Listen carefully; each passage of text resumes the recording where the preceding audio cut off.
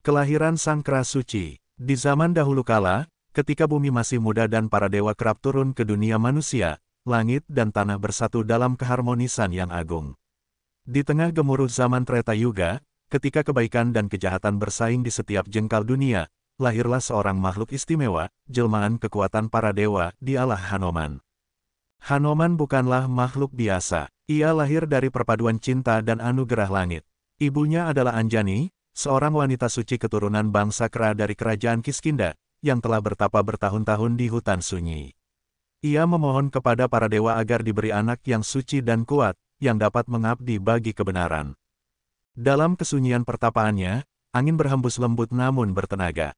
Ia bukan angin biasa, melainkan perwujudan Dewa Bayu, dewa penguasa angin.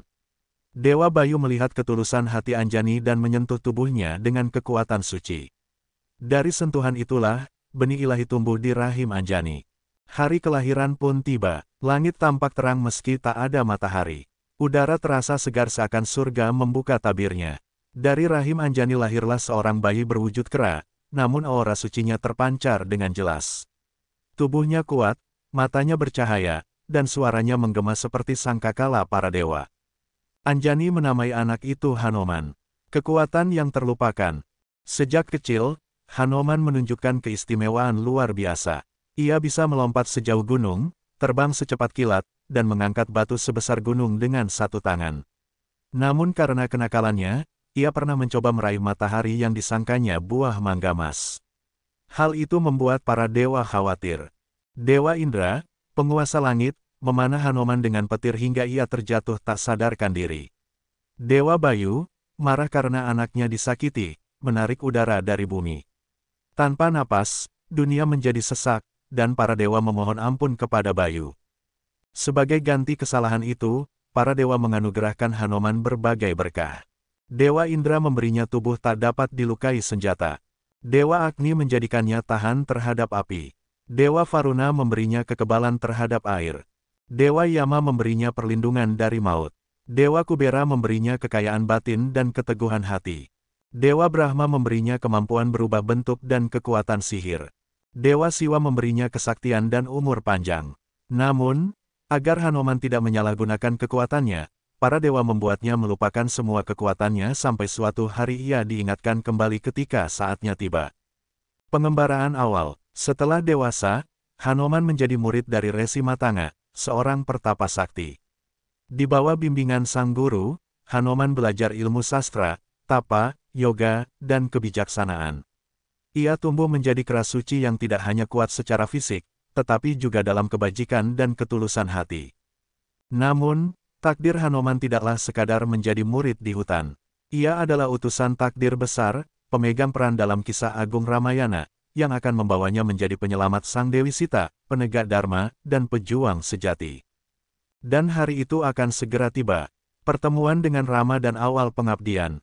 Setelah menyelesaikan masa belajarnya bersama Resi Matanga, Hanuman menjadi penasihat dan abdi setia bagi Raja Sugriwa, penguasa bangsa kera di hutan Kiskinda. Sugriwa pada masa itu sedang hidup dalam pelarian. Ia terus diburu oleh kakaknya sendiri, Vali, yang merebut tahta kerajaan dan mengusirnya karena kesalahpahaman. Di sisi lain, tak jauh dari Kiskinda, perjalanan dua pangeran dari kerajaan Ayodhya memasuki lembaran takdir yang kelak menyatu dengan kehidupan Hanuman. Mereka adalah Rama dan adiknya, Laksmana. Rama adalah putra sulung Raja Dasarata yang sedang dalam pengasingan selama 14 tahun akibat tipu daya ibu tirinya, Kaikeyi. Dalam pengasingan itulah, istri Rama, Dewi Sita, diculik oleh Raja Raksasa dari Alengka, yaitu Rahwana. Rama yang penuh kesedihan mencari Sita tanpa arah. Hatinya hancur, namun jiwanya tetap teguh pada kebenaran. Ia menyusuri hutan, lembah, dan gunung bersama Laksmana, berharap menemukan petunjuk tentang keberadaan istrinya. Pertemuan takdir. Di saat itu pula, Hanuman, atas perintah Sugriwa, menyamar menjadi seorang Brahmana dan turun dari puncak Risyamuka untuk menyelidiki dua pria asing yang berjalan di hutan dengan wajah penuh duka namun memancarkan wibawa tinggi. Dengan penuh hormat, Hanuman mendekati mereka dan berkata, "Wahai dua ksatria yang mulia, siapakah kalian yang berjalan di tengah hutan rimba ini dengan busana pertapa namun membawa senjata agung?" "Aku adalah pengembara dan pencari kebenaran," dan hatiku digerakkan untuk menghampiri kalian. Rama tersenyum. Dengan tenang ia menjawab, aku adalah Rama, putra Dasarata dari Ayodhya. Ini adikku, Laksmana. Kami tengah mencari istri tercintaku, Sita, yang diculik dan dibawa ke arah selatan. Jika engkau benar pencari kebenaran, maka engkau adalah sahabat kami. Begitu Hanuman mendengar nama Rama, tubuhnya gemetar. Sebuah rasa yang dalam, murni, dan tak tergambarkan menyelinap ke dalam hatinya. Seperti nyala api yang bertemu angin, cinta Hanuman kepada Rama langsung menyala. Cinta itu bukan sekadar kasih biasa, ia adalah bakti, pengabdian jiwa dan raga. Hanuman menanggalkan penyamarannya, bersujud, dan berkata, "Duhai Tuan Rama, sejak aku melihat wajahmu, jiwaku seakan pulang ke asalnya. Aku Hanuman, putra angin, abdi Sugriwa. Jika kau izinkan, mulai hari ini dan seterusnya, aku ingin menjadi hambamu. Aku akan mencari Sita, atau bila perlu, menantang Rahwana sendiri." Aliansi Sugriwa dan Rama. Setelah pertemuan itu, Hanuman membawa Rama dan Laksmana bertemu dengan Sugriwa. Disinilah perjanjian agung dibuat. Rama berjanji akan membantu Sugriwa merebut kembali tahtanya dari Vali. Sebagai balasan, Sugriwa bersumpah akan membantu Rama menemukan dan menyelamatkan Dewi Sita. Namun sebelum semuanya dimulai, ujian besar menanti. Sugriwa harus mengalahkan Vali, kakaknya sendiri yang sangat kuat. Tetapi Sugriwa takut, karena Vali memiliki kekuatan magis, ia mampu menyerap setengah dari kekuatan lawan yang bertarung dengannya. Rama pun membuat siasat, ia akan bersembunyi dan memanah Vali dari belakang saat Sugriwa berduel. Kematian Vali dan kemenangan Sugriwa. Pertarungan dahsyat pun terjadi antara Sugriwa dan Vali. Gunung bergetar, pepohonan runtuh, dan suara dentuman terdengar hingga langit. Ketika Vali hendak menghabisi Sugriwa, Rama melepaskan panah saktinya. Panah itu menembus dada Vali, menjatuhkannya ke tanah. Dengan napas terakhir, Vali memandang Rama dan bertanya mengapa ia dibunuh. Rama menjawab, "Wahai Vali, engkau telah menyalahgunakan kekuasaan dan mengkhianati saudaramu. Kau tidak berada di jalan Dharma. Aku bertindak demi keadilan." Vali pun menerima takdirnya. Ia menyerahkan tahtanya kepada Sugriwa dan memohon agar putranya, Anggada, dijaga dengan baik. Sugriwa dinobatkan kembali menjadi Raja Kiskinda, dan Hanuman diangkat sebagai panglima utama kerajaan. Tapi di hati Hanuman, satu hal yang lebih penting kini menjadi panggilannya, mencari Sita dan mengembalikannya kepada Rama. Perjalanan menembus samudera dan penemuan Dewi Sita. Setelah kemenangan Sugriwa dan dikukuhkannya aliansi dengan Rama, persiapan besar dimulai untuk mencari Dewi Sita. Sugriwa mengirimkan pasukan kera keempat penjuru dunia. Hanuman, sebagai pemimpin pasukan yang menuju ke selatan, diberi tugas terpenting, menemukan jejak Sita dan membawa kabar kembali kepada Rama. Namun sebelum Hanuman berangkat, Resi Jambavan, si beruang tua yang bijaksana, mengingatkannya akan kekuatan sejatinya. "Hanuman, engkau adalah anak Dewa Bayu, tubuhmu kebal terhadap senjata, engkau dapat terbang, berubah bentuk, dan kekuatanmu melampaui gunung. Kau telah melupakan semuanya karena kehendak para dewa. Kini saatnya kekuatanmu bangkit kembali." Seperti kilat menyambar, ingatan Hanuman akan kekuatan sejatinya kembali. Tubuhnya memancar cahaya, jiwanya berkobar. Ia bersujud kepada Rama dan berkata, "Tuan, aku akan menemukan Sita. Jika ia berada di ujung dunia sekalipun, aku akan menemuinya." Lompatan menuju Alengka. Pasukan Hanuman tiba di ujung selatan daratan, di tepi samudra luas. Di kejauhan, terlihat negeri Alengka, terpisah oleh gelombang yang tak bertepi. Tak satu pun makhluk mampu menyeberanginya, kecuali Hanuman. Dengan hati penuh bakti, Hanuman bersiap. Ia naik ke atas bukit Mahendra, mengangkat kedua tangan, dan berseru ke langit. "Demi Rama, demi Dharma, demi Dewi Sita, aku akan melompat menembus samudera." Dengan hentakan dahsyat, bumi bergetar. Hanuman melompat, tubuhnya membesar, melesat menembus awan. Ia terbang seperti kilat, menembus badai, melewati naga langit, menghindari jebakan raksasa laut, dan bahkan menaklukkan roh penjaga samudera. Setelah perjalanan menegangkan, ia tiba di pantai Alengka saat fajar menyingsing. Penyamaran di negeri musuh. Hanuman berubah bentuk menjadi seekor kera kecil. Ia melompat ke dahan pepohonan, mengamati kota megah Alengka yang penuh raksasa. Istana Rahwana berdiri megah, namun penuh aura kelam. Hanoman tahu, ia tak boleh gegabah. Diam-diam ia mengendap hingga ke Taman Ashoka Vatika, taman pribadi milik sang raja. Di sanalah ia melihat pemandangan yang membuat hatinya tergetar, seorang wanita duduk lemah di bawah pohon. Rambutnya kusut, matanya merah karena tangis, tubuhnya kurus karena menolak makanan kerajaan. Dialah Dewi Sita, pertemuan rahasia dengan Dewi Sita. Dengan suara lembut, Hanoman mendekati Sita. Ia menyanyikan lagu pujian kepada Rama, menyebutkan kejadian di hutan, pertempuran dengan Vali, dan janji Rama untuk menyelamatkannya. Sita kaget, lalu menangis. Ia mendekati Hanoman dan bertanya dengan suara gemetar. "Siapa engkau, yang menyebut nama suamiku dengan begitu mesra?" Hanoman bersujud dan berkata, "Aku Hanoman, utusan Rama." Beliau menitipkan cincin ini sebagai tanda. Melihat cincin itu, Sita menangis bahagia. Harapan kembali muncul di hatinya.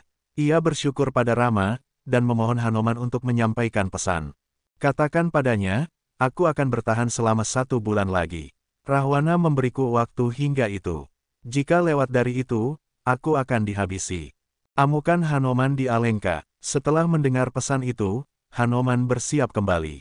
Namun, sebelum pergi, ia ingin menunjukkan kepada musuh bahwa pembalasan akan datang.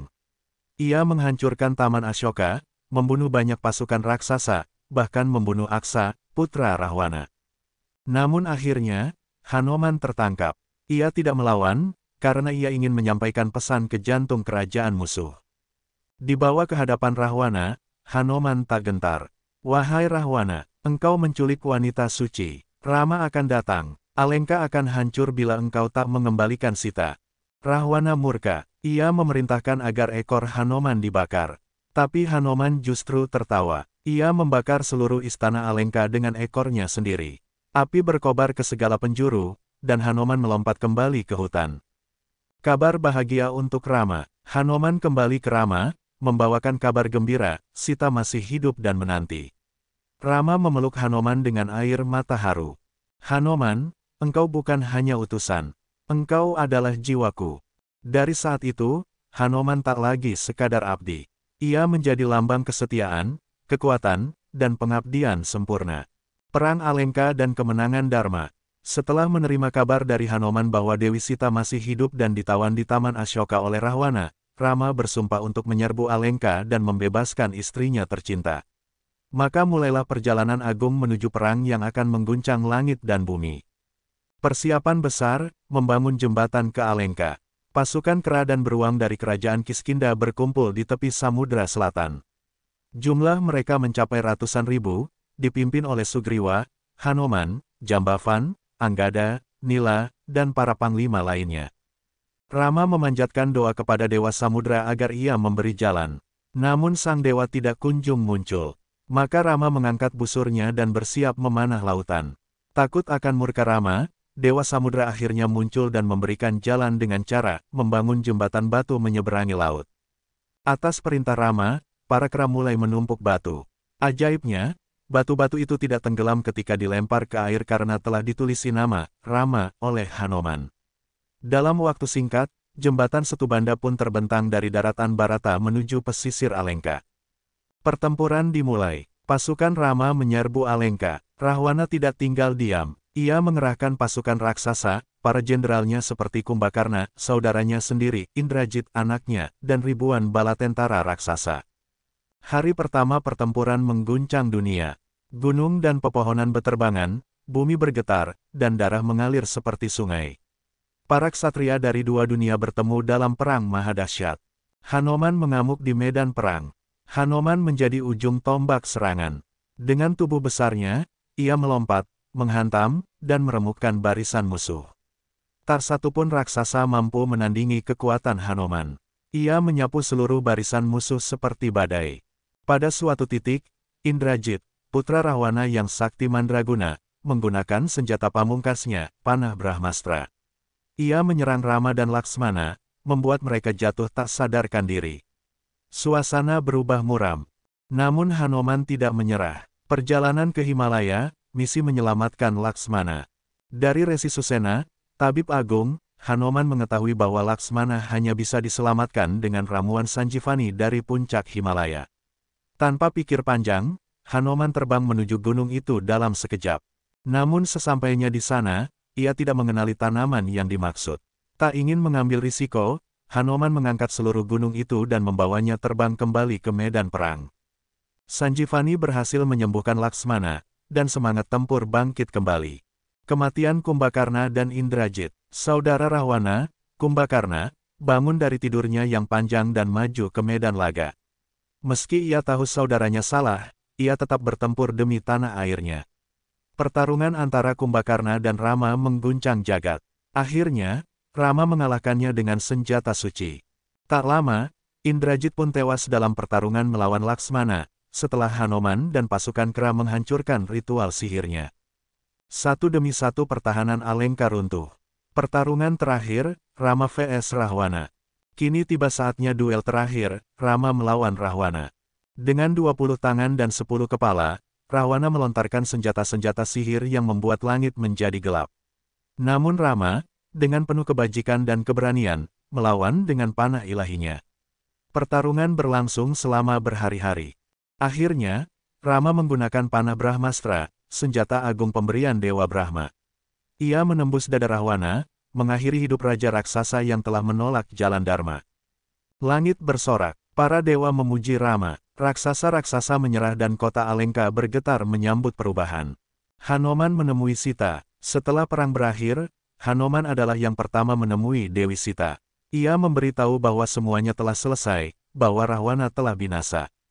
Sita menangis haru, memeluk Hanoman, dan bersyukur pada langit dan bumi. Hanoman berkata, "Ibunda, tugasku selesai, tapi pengabdianku kepada Rama tak akan pernah usai." Bakti abadi Hanoman kepada Rama. Setelah Rahwana gugur di medan perang dan Dewi Sita dibebaskan, suasana berubah menjadi tenang. Kota Alengka yang sebelumnya penuh kegelapan kini bersinar kembali. Wibisana, adik Rahwana yang berhati mulia, dinobatkan oleh Rama sebagai Raja baru Alengka. Ia bersumpah akan memerintah dengan dharma dan cinta kasih, bukan dengan keserakahan dan kekerasan. Namun, tugas Rama belum selesai. Ia harus kembali ke Ayodhya, kerajaannya, untuk memenuhi takdirnya sebagai raja dan pemimpin umat manusia. Kepulangan ke Ayodhya, Rama, Sita, Laksmana, dan Hanoman kembali ke Ayodhya menaiki Puspaka Vimana, wahana terbang agung milik Rahwana yang kini telah suci kembali. Dalam perjalanan itu, mereka singgah di berbagai tempat suci untuk memberi hormat kepada para resi dan dewa. Hanoman duduk di samping Rama dengan penuh kerendahan hati, meskipun ia telah menyelamatkan dunia. Baginya, kehormatan terbesar bukanlah pujian atau imbalan, tetapi kesempatan untuk melayani Rama. Sesampainya di Ayodhya, rakyat menyambut mereka dengan tangisan bahagia. Rama pun dinobatkan sebagai Raja Besar Ayodhya, dan masa keemasannya dimulai.